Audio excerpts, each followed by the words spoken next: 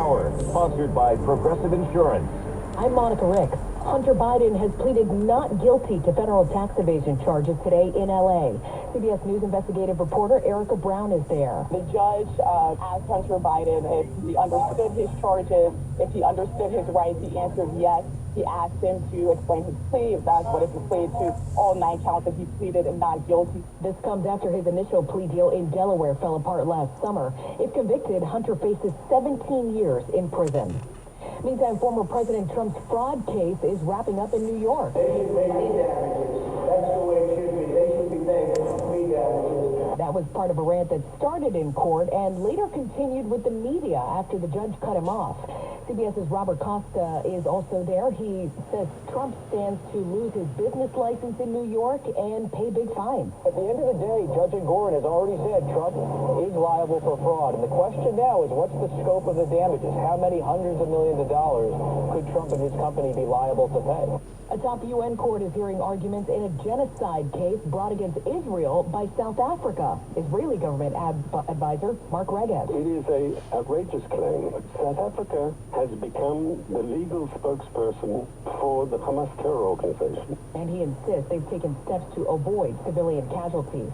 A Pentagon watchdog is investigating why the Defense Department took so long to tell the White House it had transferred power during Lloyd Austin's hospitalization. Austin is still hospitalized for complications from prostate cancer surgery and has been since January 1st. Administration officials weren't told until January 4th, and they didn't know of his cancer diagnosis until this Tuesday. That's CBS's Kimmy McCormick.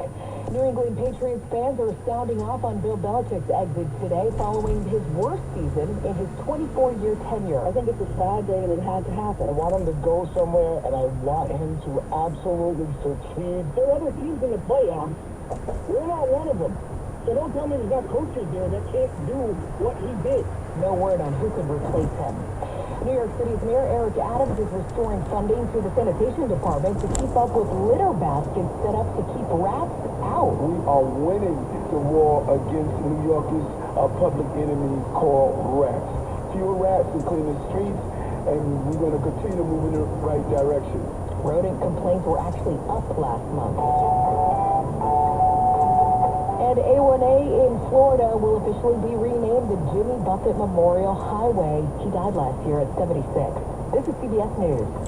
Well, that's today's news. I didn't hear any good news, did you? I didn't think so. I guess it's all about perspective. The glass is half full. Well, as always, I'd like to thank you again for coming along with me on these Dash Cam News adventures. You know the drill. Peace, love, and all that hippie jazz. Bye-bye, everybody. It's 55 degrees in Oakland, California.